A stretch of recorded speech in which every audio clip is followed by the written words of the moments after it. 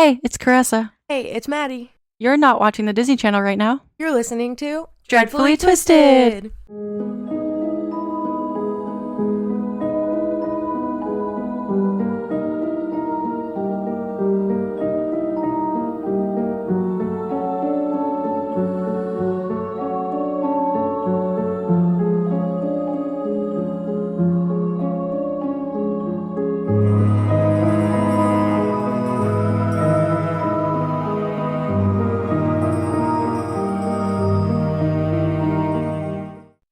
Okay. Hello, everybody. We are back, but this is just, we're recording straight after the last one, so Yes. please bear with me because I started struggling. This one's not going to be as long, and we don't really have as much stuff to talk about to begin with, so we're just going to jump into it. Just give me a second here So in part 1, we talked about Zona's life, we talked about Trout's life, we talked about Zona's death. Now, remember how I told you that this case is the only case in history to have a ghost as evidence. Yeah. We're getting into that now. Oh my. So we're getting into the paranormal part. So, after Zona's funeral, Mary couldn't accept that Zona was gone. Mary felt that Zona's death wasn't natural and she felt like she was killed. So she just knew from the beginning. And like I said, mother's instinct always knows. Yeah. Since Zona's death, after everyone... Talking is hard. No, it's just, I don't understand how I write these notes. The notes don't make sense. I don't make sense. Okay. After Zona's death, after everyone in the house went to sleep, Mary would go into Zona's room and pay. Yeah, she would pay for Zona. She would pray for Zona to be at peace. So she would just go into her room, grieving like a mother would do. However, one night after praying, Mary opened her eyes and she saw a light in the corner of the room. The light didn't have a place where it was coming from. It didn't have like anything. And Mary saw the light grow and she saw it turn into her daughter, Zona. Oh my God. Yeah. Zona had on the same dress that she was buried in and she looked sad. However, when she spoke, the voice sounded normal, so Mary asked her how she died. So Zona's ghost said this to Mary. That day, Zona wasn't feeling well, but she knew Trout would be coming home soon, and she didn't want him to be upset from after working a long day and being cold and being out in the snow and everything. So she wanted to make him dinner, and because she knew he would get angry. So she got dinner together that consisted of bread, butter, and fruit. When Trout came home, he was angry that there wasn't any meat. Come on. She wasn't feeling well. Give her a break. So he took her stuff and threw them in a basket and ruined them. Then Trout choked her until she had blood coming out of her mouth, which killed her. Then she told her mom to look behind Martha Jones' house because that's where Trout hid her dress that was bloody after changing her clothes. Then she also told her to look in a field near a fence. After Zona told her what happened, Mary touched her, but Zona slowly disappeared. Then Mary laid on Zona's bed and fell asleep after a while, probably. I couldn't even imagine. Mary told no one about the vision she had that night. But the next night, Mary did what she did the night before. She went into Zona's room, she began praying, and the same thing happened again. The light appeared and Zona was there. This time, though, she wouldn't answer any questions that Mary asked and instead repeated the same story. But this time when Zona walked away, this is awful and terrifying, but as Zona walked away, her head turned completely around, facing the wrong way, and Mary was terrified. Oh my God, that's traumatizing. Still not saying anything to anyone, Mary did the same thing for another 2 nights. Oh God. She went into Zona's room and prayed for Zona. And the same thing happened again, as before. Zona would come in, tell her what happened, and then the same exact thing as the night before. And then Mary decided to tell... However, after the last visit from Zona, Mary decided to tell her family, and they believed her because she was like, I can't keep going through this again. She was like, it was just coming harder on her. So she was like, I need to do something. Yeah. So they agreed Trout killed Zona, and she began telling neighbors that Trout killed Zona and how her ghost gave details and proof. A lot of them didn't like Trout, so they told Mary to go to the Greenbrier County prosecuting attorney, John Alfred Preston, who also didn't live far from Trout's house in Livesey's Mill. He was small stature. Oh, wait, hold on. John Alfred Preston was elderly. He had a small stature and he was bald, but he graduated from Washington and Lee University with a past. He was also a past member of the state senate and was a ruling member in the Old Stone Presbyterian Church in Lewisburg. It was Preston's job to investigate crimes and bring justice to criminals and crimes.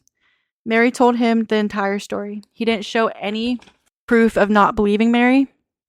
Instead, he's great. Like, I love this guy. Yeah. Like, he's the reason why things happen, but instead, he gathered names of anyone that Mary thought might have info about Zona's death. Then he promised Mary he would look into it.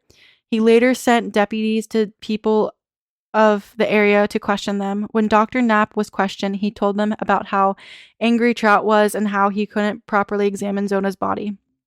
Preston then decided Zona's body needed an autopsy to rule out any foul play. So Preston applied and received a warrant to exhume and autopsy Zona's body. Good job. Good job. Next part is even better. He also applied for another warrant to hold Trout Shue in a local jail until after they were able to proceed with examining Zona's body to determine if there was any foul play. Preston. Behind Soul Chapel Cemetery, there was a small log cabin schoolhouse that they thought would be perfect for the autopsy. That's an interesting choice. Yeah. Like, oh, let's just use the schoolhouse, put a dead body on the table and examine it. And then, we'll just go back to letting children, learn. Not weird at all. Totally. The 1800s of it all. Yeah.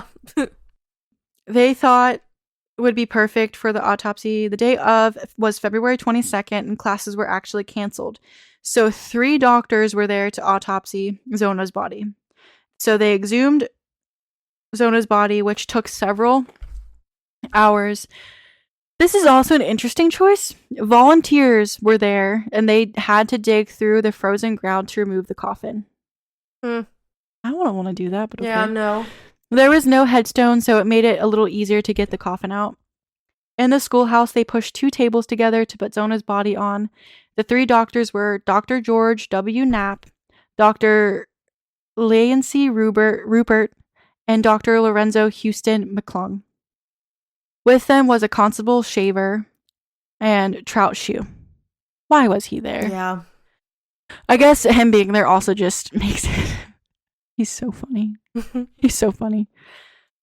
Trout was encouraged by Shaver to be there. Justice Harlan McClung and 5 jury members were also there to verify the validity of the findings. So they were very thorough with this autopsy, making sure they had their I's dotted and their T's crossed, I feel like. Which is very odd for the 1800s. Yeah. But it's good, though. Due to it being such a cold winter, Zona's body looked exactly like it did when she was buried. It kept her body intact.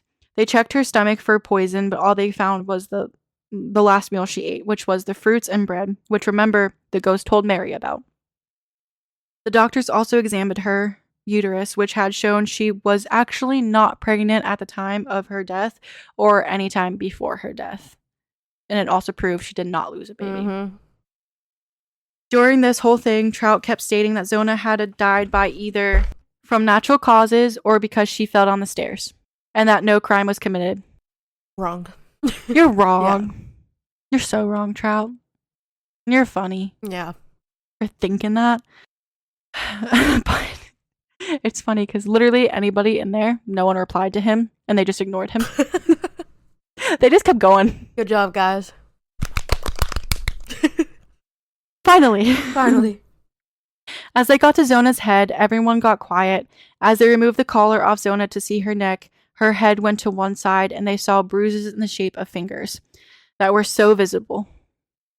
Then they saw her neck was dislocated between the first and second vertebrae. Her ligaments were ruptured, and her windpipe was actually crushed in the front of her neck, like right here. Gosh. This explains the blood that Andy saw when he got to the house, because from that you would get injuries and, probably. After this, one of the doctors said Zona was murdered and the cause was strangulation. Trout jumped up and said, quote, "They can't prove I did it," end quote. Okay, Trout. Wow. Why don't you just shut up?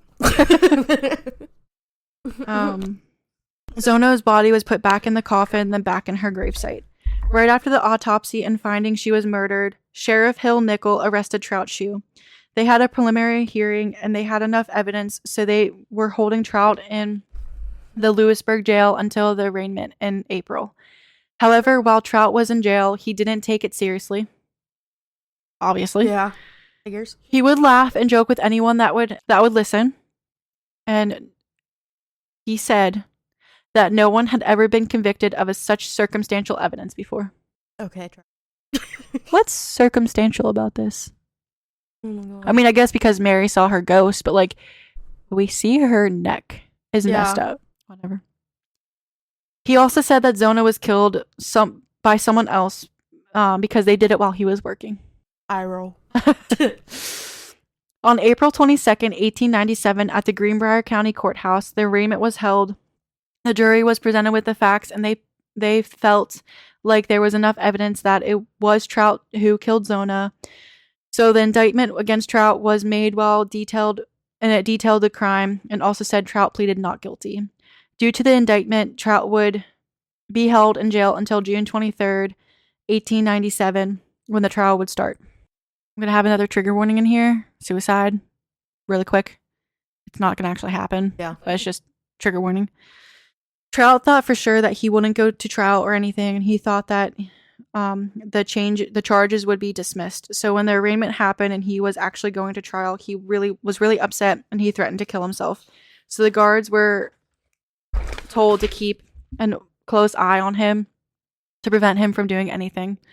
However, soon Trout regained his thought that he could get out of it. So he started making a list of 120 people who were witnesses for him, and that he wanted his attorney to call them for him to be witnesses at the trial. So he regained his confidence. He's arrogant. An awful person. We hate you, Trout. You did it. Just get over it. Exactly. Just go to jail. Exactly. Stop being a piece of crap.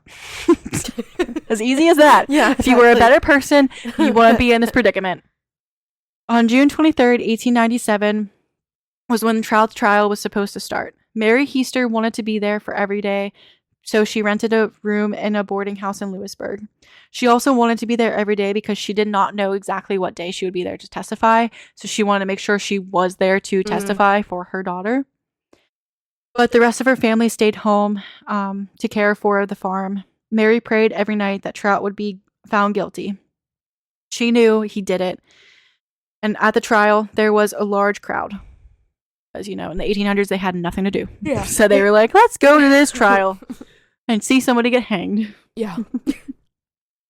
I feel like it's so weird. I know. Like, why would you ever want to see that? It's like a normal Sunday for them. Like, that's so weird. Let's bring, because they would actually bring popcorn and stuff and watch these hangings. Like, I want to go into that too. Like, I want to go into like 1800s torture, 1800s, like all that stuff, because like how they lived back then is so different to today. I know.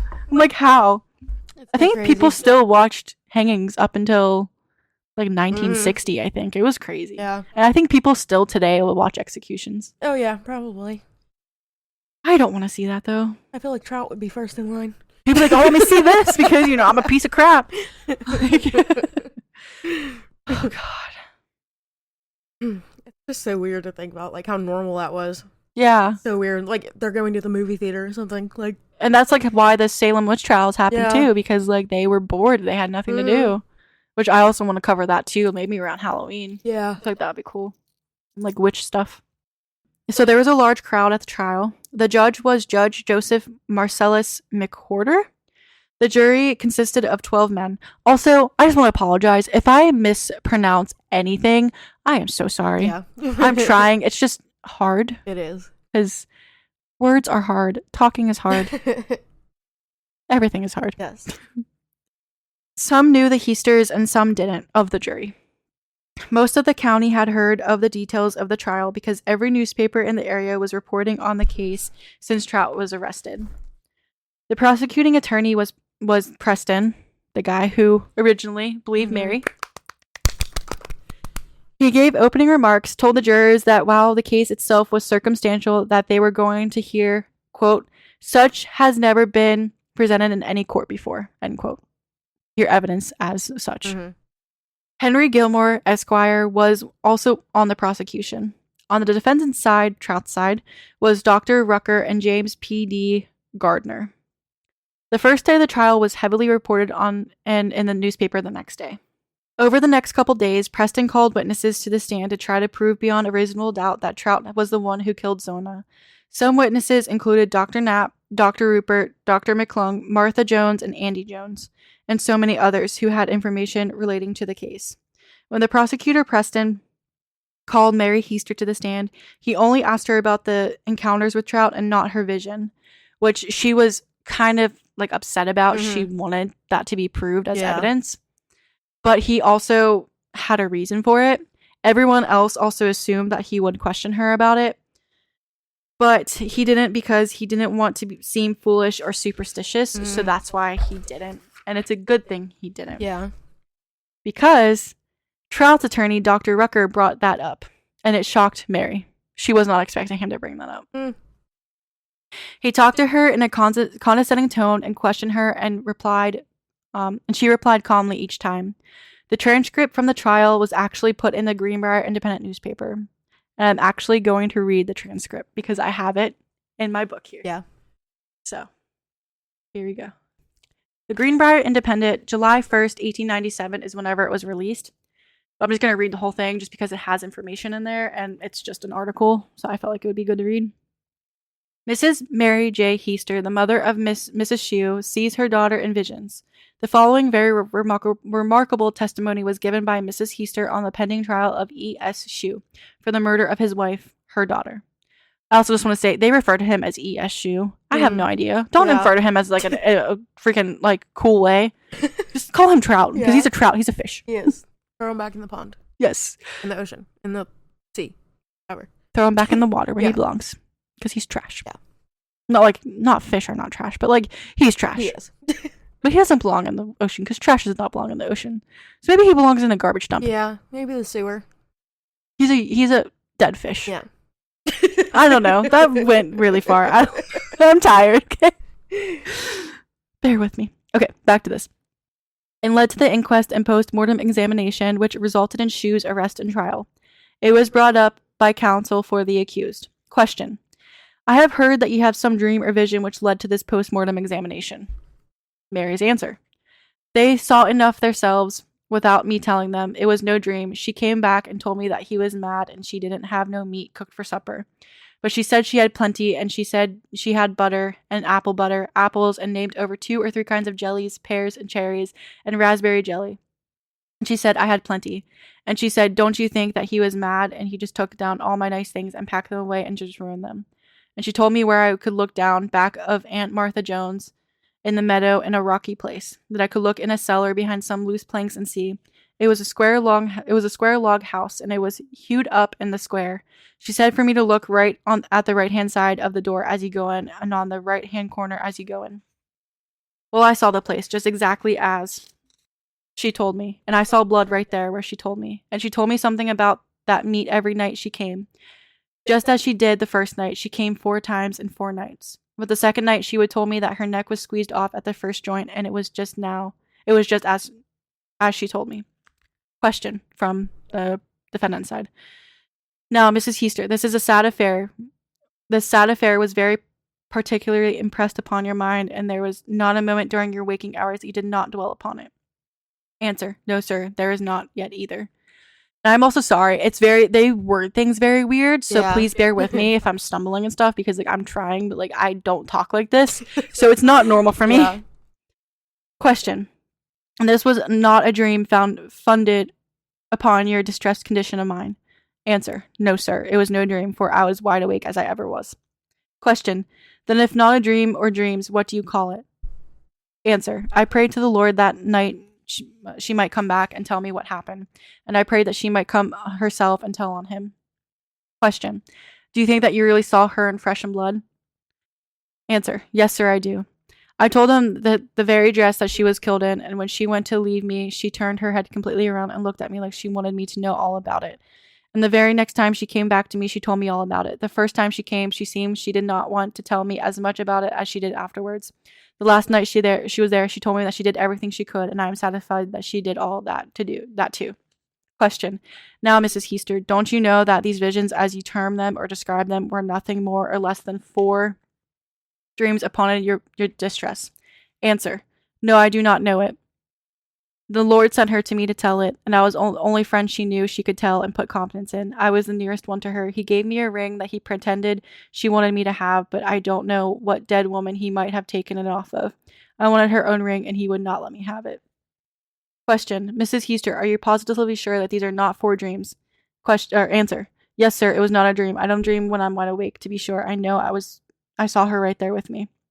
And then he asked her if she's superstitious. She said no. He said, do you believe in scriptures? She said yes. And then he said, do you believe in scriptures? And they go into like talking about God and everything. And she says yes. And she's like, don't you? And then he was like, now, if I could, to get you to say that these were 4 dreams and not 4 visions and appearances of your daughter in flesh and blood. She said, I'm not going to say that for her. I'm not going to lie. So he was trying to get her to like say it wasn't actually. And then you even says she actually appeared in flesh and blood to you upon 4 different occasions. Yes, sir. She did not have any conversation with you other than the matters of her death. Yes, sir. Some other little things. Some things I have forgotten. Just a few words. I just wanted the particulars about her death, and I got them. And then he said, did you let her touch you? And she said, yes. I got up on my elbows and reached out a little further. I wanted to see if people came in their coffins, and I sat up, leaned my elbow there, and was a light in the house. It was not a lamplight. I want to see if there was a coffin, but there is not. She was like this when she left this world. It was just after I went to bed. And I wanted her to come and talk to me. And she did. This was before the inquest, and I told my neighbors. They said she was exactly as I told them she was. Probably hear the cat. He's meowing. Meow. He's playing with his mouse. And then they just go into talking about more stuff. And then he re-cross-examined her. And then he said, your daughter told you that down by the fence, the rocky place, you would find these things. She said for me to look there. She didn't say I would find some things, but for me to look there. Did she tell you what to look for? No, she did not. I was glad to see her. I forgot to ask her. Have you examined the place since? Yes, sir. We looked at the fence, but didn't find anything. Oh, no. I lost a page. Oh, no. Okay. So that was just a little bit about Mary's, like, questioning from him. And obviously you can tell that he was condescending with his things because he was like, are you sure? Blah, blah, blah. But I guess that's how lawyers have to do it. But it was just like, man. But he probably messed up by having her do that. Mary also stated that she took the sheet from Zona's coffin, that when she washed it, it turned the water pink and appeared to be coated in blood. So it was the same sheet from that day. Neither side or judge objected to Mary's testimony. This was the only time in history that the testimony of a ghost was used as evidence in court. But they used it as evidence because he messed up. This was also this is funny.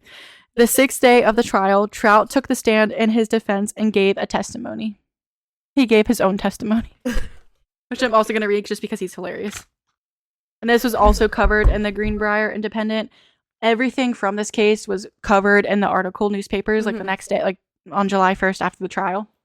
But let's just go here. I'm not going to read the whole thing. They just talk about, like, in the beginning of it. Okay. So Trout, she was on the stand all Tuesday afternoon.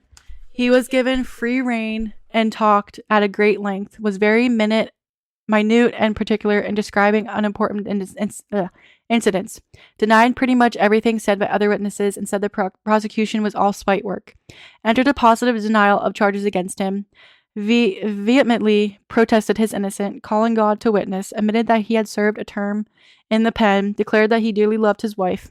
Yeah, right. Yeah. And appealed to the jury to look in his face and then say if he was guilty. His testimony, manner, and so forth made an unfavorable impression on the spectators.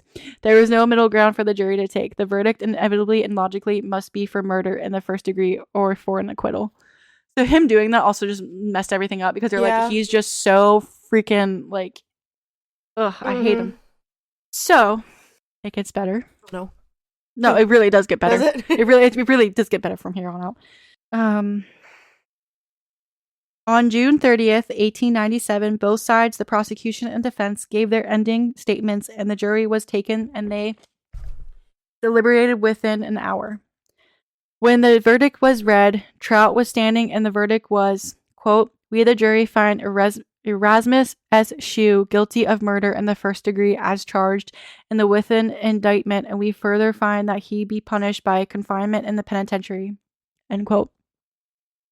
10 of the 12 jurors voted for Trout to be executed by hanging. But since the other two voted against it, he was just going to be sent to prison instead. I'm going to read another article. Sorry. There's just so much of this case, you know? Yeah, there is. Okay. All these old cases are, like, so interesting, though. Yeah, and I feel like you have to read, like, these articles in order to understand because, like, of how they worded things, how they did things, everything. So the Greenbrier Independent, July 8th, 1897. Shue convicted of murder. After an elaborate argument of evidence by Mers, Gilmore, and Preston for the state and Jas P.D. Gardner, Colored, and Dr. Rucker for the accused, the case of State versus E.S. Trout Shue was given to the jury last Thursday afternoon, and the jury, after being out for an hour and 10 minutes, returned into court within the verdict of murder in the first degree. As charged in the indictment, but recommending the accused be punished by imprisonment, which means under the law that he can be confined in the penitentiary for the term of his natural life. Dr. Rucker entered a motion for a new trial, but this was withdrawn the next morning, and Trout will be duly sentenced before the court adjourns. Though the evidence was entirely circumstantial, the verdict means general approval, as all who heard the evidence are satisfied of the prisoner's guilt. After the murder, Shue had every opportunity to make his escape, as for 4 weeks elapsed before he was arrested and put in jail.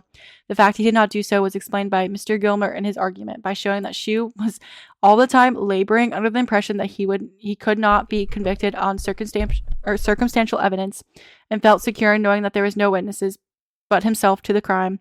This, Mr. Gilmer argued, showed lack of sense, but information and accounts for Shue's presence at the inquest, and his oft-repeated remark that they could not show he did it. Taking the verdict of the jury as ascertaining the truth, though we must conclude that Shue deliberately broke his wife's neck, probably with his strong hands and with no other motive than to be rid of her, that he might give her more to his liking. And if so, his crime is one of the most horrible, cruel, and revolting ever known in the history of this county. Mr. Preston deserves the thanks of the people for his diligence in hunting up the evidence and for his admirable management of the case before the jury. And then there's more. There's so many, like, the Monroe Watchman newspaper also reported on it, and it said about 10 o'clock in the morning of the day, January 23rd, 1897, on which Mrs. E.S. Shue was found dead. E.S. Shue, the prisoner, after being been to his black shop, went to the house of the woman and asked the son of this woman to go to the house and hunt eggs. And they talk about, like, the murder and everything. And then they talk about how Dr. Knapp came in and the body had been laid out and dressed and he pronounced her dead and everything. I don't think I need to read this because that's just stuff that I covered already. Oh, but the Pocahontas Times, a newspaper in Trout Shue's hometown, carried an unflattering article about him shortly after the trial, making it clear the residents of Droop Mountain felt the only relief was that the prisoner had been found guilty of the crime. So people in his own town didn't like him. Yeah.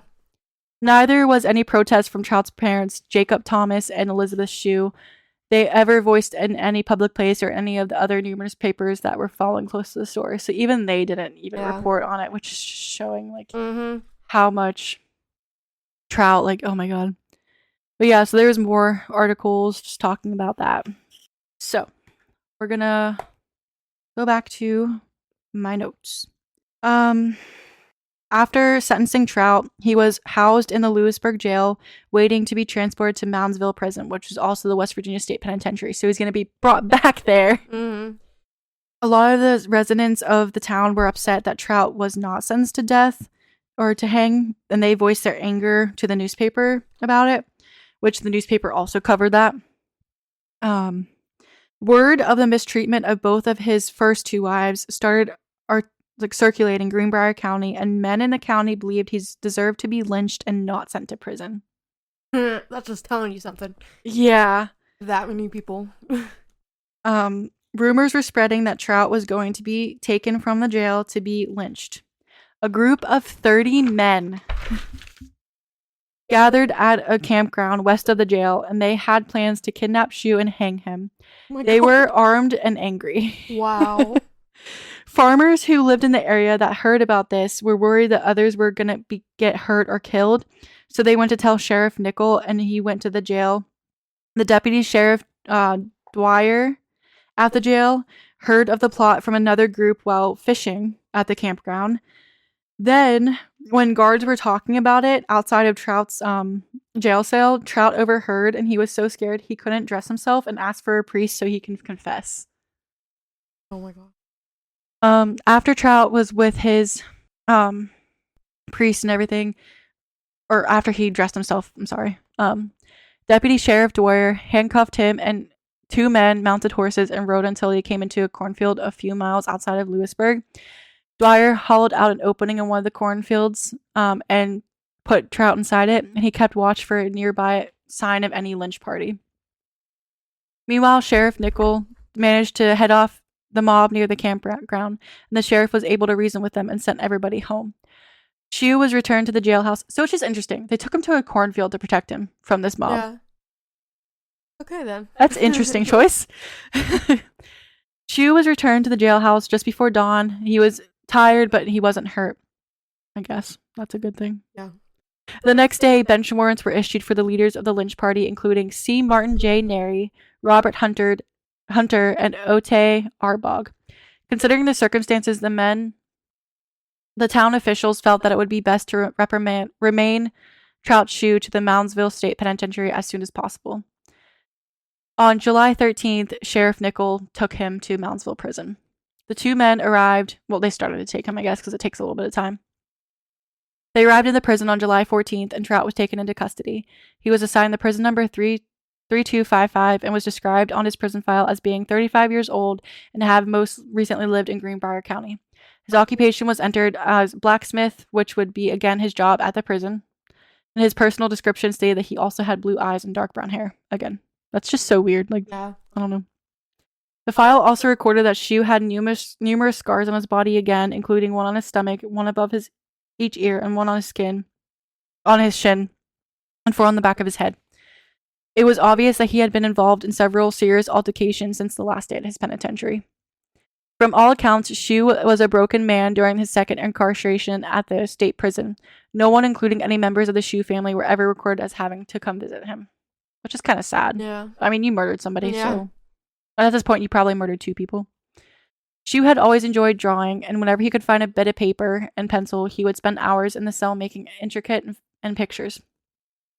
Trout's most famous work of art depicted Zona and himself beneath a tree at the bottom of the picture, while at the same time they could be seen lying in the coffins at the top of the picture. For some not known reason, Trout asked one of the guards to mail the picture to Charlie Tuckwiller, who owned the blacksmith shop in Livesey's Mill, where Trout had been employed when he met Zona Heaster. The drawing may have been Trout's way of coming to terms with what he had done to his wife, or perhaps Zona had begun visiting his bedside at night prison, because she did, with her mom, and maybe she turned her head all the way around. Trout may have hoped her spirit would follow the picture wherever he went and leave him in peace. I'm sorry, but you're gonna be haunted till the day you die. Yeah. So now, we're gonna go to the last bit of this, the last part of this case. And I think it's a happy ending. Maybe. We'll see. Spring of 1900, the influenza epidemic swept through West Virginia countryside. Dozens of prisoners who were incarcerated in the state prison died from the virus. That's not happy. That's not happy.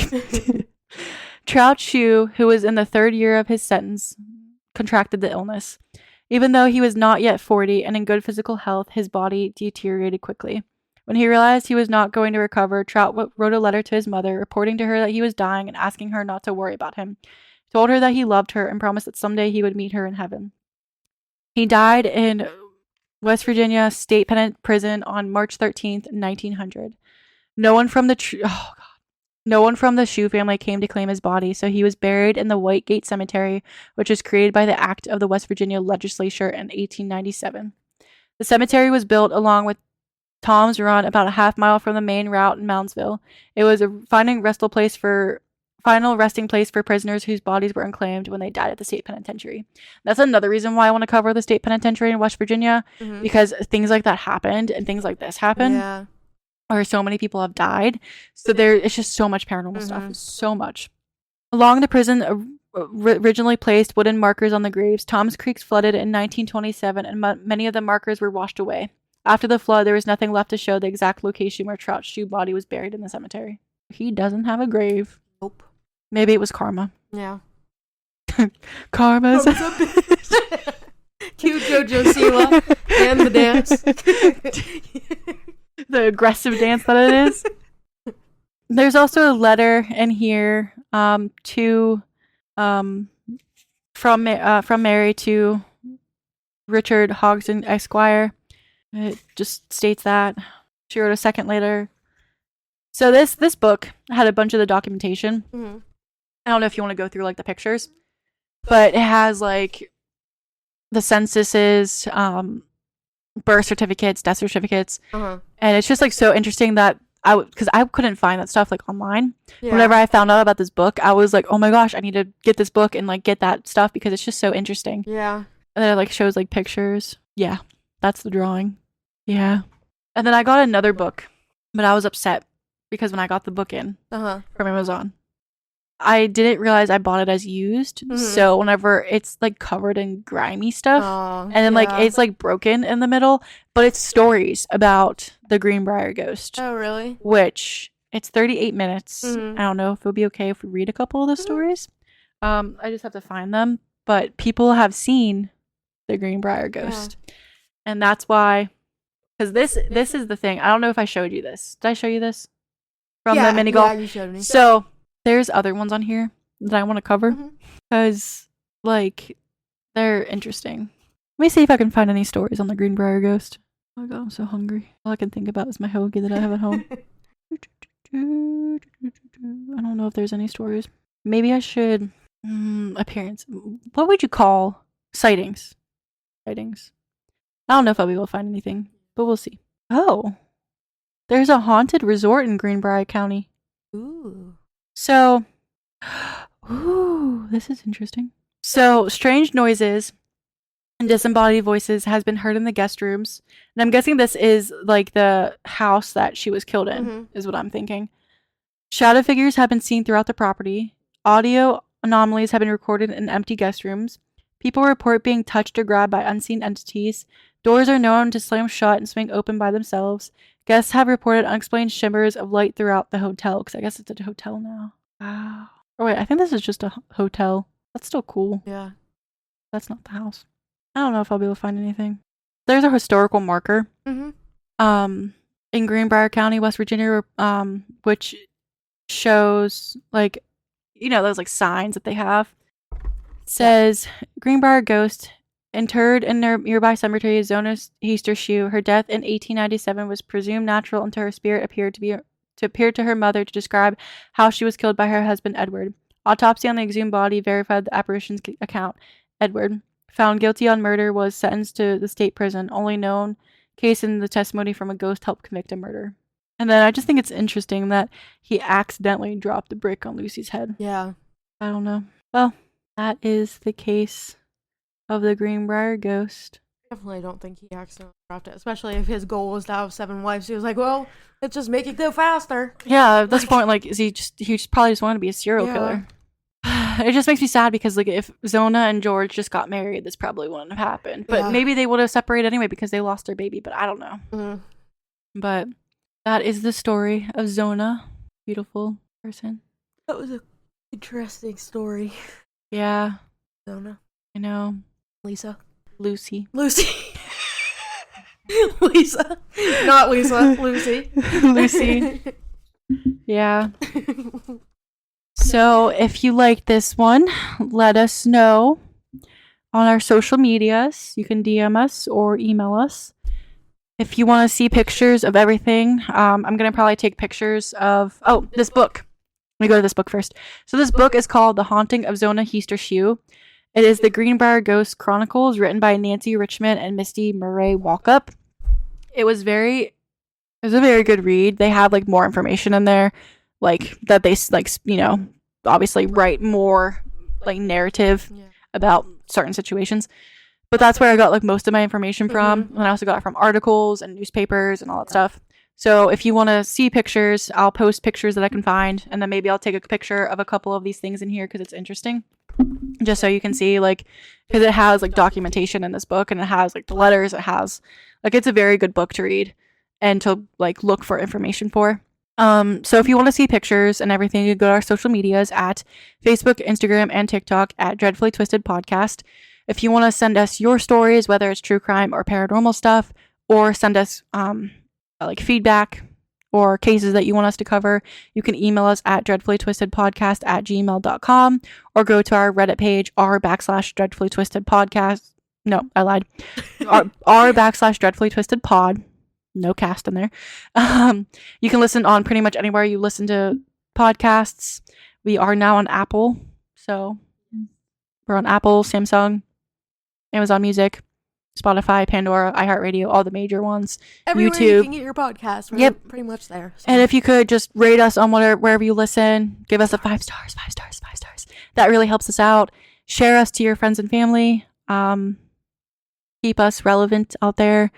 You know, you can comment on Spotify with like what you thought about the episode too. So if you could just do all that and share us, that really helps us out. We really appreciate it and helps us stay relevant. And yeah, we love you guys. Share us with your friends and family. Yep. And stay positive. Yes. Be a good person. Do not be like Trout. No. I don't. You don't want to be a Trout. And we will see you guys next week for something else spooky or true crime related. Woo. Okay. Love you. Love you. Bye. Bye. Please keep listening.